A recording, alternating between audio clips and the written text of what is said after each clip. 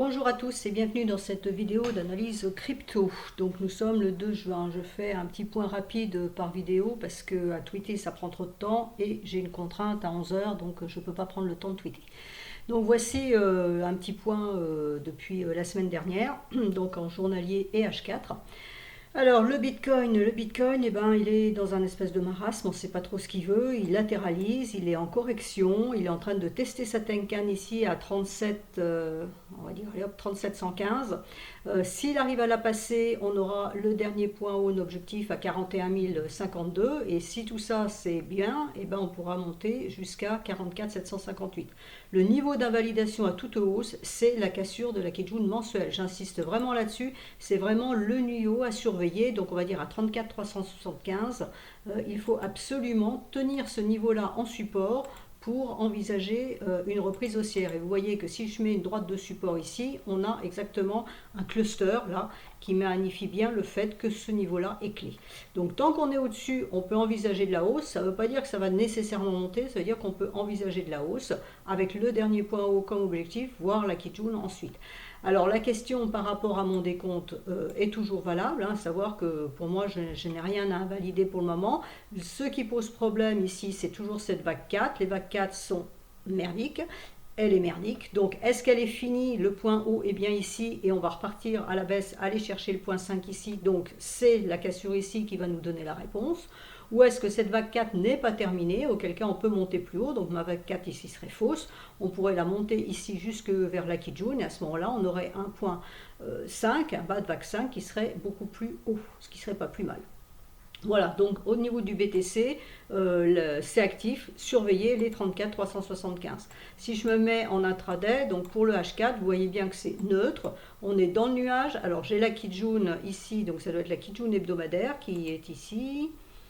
Oui, c'est ça, c'est la Kijun hebdomadaire qui est en support, donc c'est parfait, hein, vous voyez, on a glissé là le long, elle est bien en support, ça renvoie les prix à la hausse, mais pour le moment, les prix sont coincés dans le nuage. Alors, ils sont rentrés dans le nuage, ils sont en train de tester sur la bougie en cours, donc si ça partait, ça serait une bonne nouvelle, et le niveau à surveiller à la hausse, en résistance, hein, si on cherche toujours ce qui peut bloquer les prix, c'est ce niveau-là, donc à 37 970, puisque ça correspond au plat de SSB ici. Alors attention à la lagging span, qui pour le moment a un petit souci avec sa Tenkan, donc si elle passe, vous voyez qu'elle va rencontrer ensuite sa Kijun ici à 37 795. Donc en fait on a un double niveau ici, 37 795 et 37 970, qui risquent de faire résistance au prix à court terme. Donc c'est ce qu'il va falloir surveiller. Voilà, on a le double niveau ici à court terme. Si ce niveau-là casse, à ce moment-là, on pourra envisager comme premier objectif 39 923 et mon ancien point haut à 40 800. Et puis voilà, si on casse ça, on ira plus haut. Mais dans l'immédiat, ce qu'il faut voir, c'est ça. Donc tant qu'on est ici, donc avec la Kijun hebdomadaire en support à 35 685, et cette double résistance, ici c'est neutre. Alors ce qui est intéressant, c'est la faiblesse qui est ici, hein, j'avais déjà fait remarquer. Maintenant, c'est intéressant dans les deux sens, c'est-à-dire qu'on essaye de passer maintenant, on peut imaginer que ça ne passe pas, on peut redescendre le long avant de repasser ici, ou alors on monte et on va repasser ici à la baisse. Donc attention, ça veut dire que c'est une zone dangereuse. Alors, ça ne veut pas dire qu'il ne faut pas trader, ça veut dire que c'est une zone dangereuse, on est neutre vraiment entre ces deux niveaux-là. On casse ici plus de hausse, on casse ici, eh ben, on pourrait venir rechercher ça. Et attention, ce niveau-là, je viens de vous le dire, c'est dangereux. Alors, ETH, j'accélère un petit peu. ETH, ben voilà, on a de toute façon les mêmes configurations un peu partout, hein, on est en train de latéraliser. Alors ici, c'est pas une vague 4 nécessairement, on ne sait pas trop ce que c'est, mais enfin bon, c'est une latéralisation.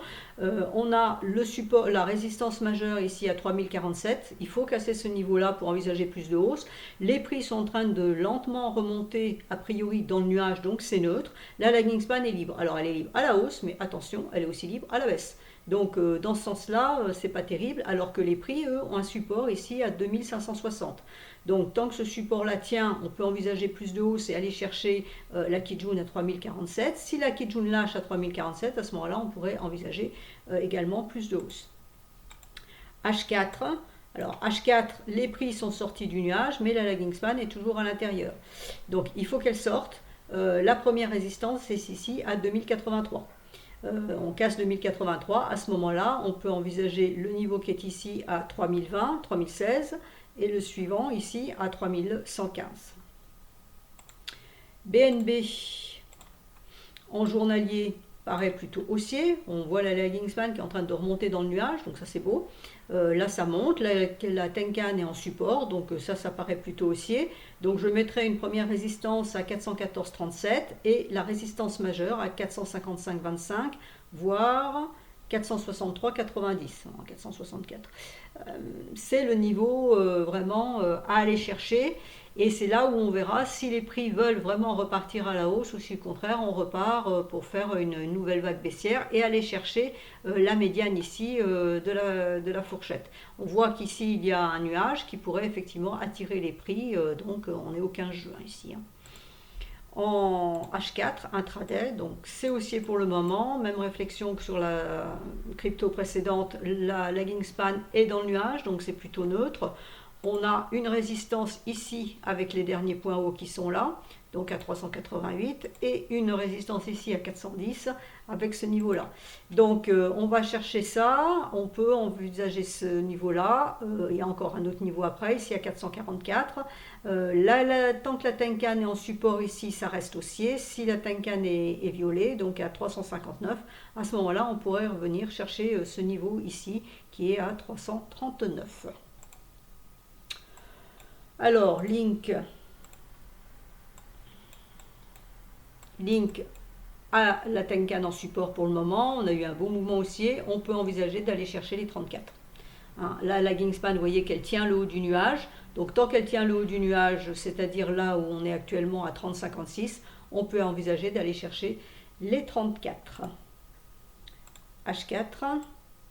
C'est haussier pour les prix, avec négocie la Tenkan, hein, c'est un petit peu dur. La lagging span, attention, n'a plus de support jusqu'à 29,88, donc il y a un petit danger ici. La lagging span peut descendre, les prix vont pouvoir descendre le long du nuage, donc attention à ce niveau-là, ici, c'est pas terrible.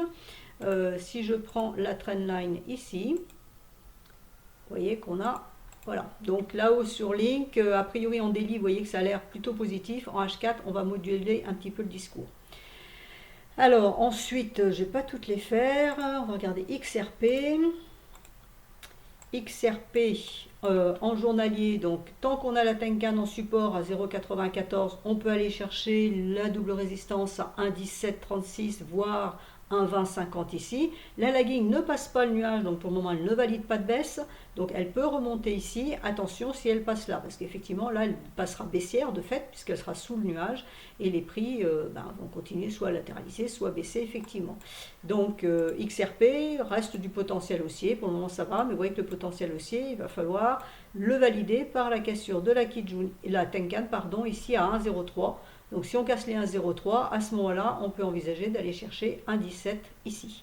La validation, c'est 0,9485. Si on casse ce niveau-là, qui est la Kijun hebdomadaire, vous voyez que ça ne sera pas bon. Et en plus ici, c'est faible. Hein. Donc si les prix venaient à glisser là le long, le premier support est à 0,9745, le deuxième 0,9785, parce qu'on peut descendre... Je dis n'importe quoi, le deuxième c'est 0,94. On peut descendre ici, faire un support ici sur cette bougie H4 et après il n'y a plus de support. Ensuite je vais vous faire Matic, parce qu'on me la demande assez souvent en privé. Donc Matic est sur support, hein, le support il est ici à 1,7450. Donc tant que ce support-là tient, on peut envisager plus de hausse. Pour le moment, c'est un petit peu litigieux, c'est un petit peu neutre.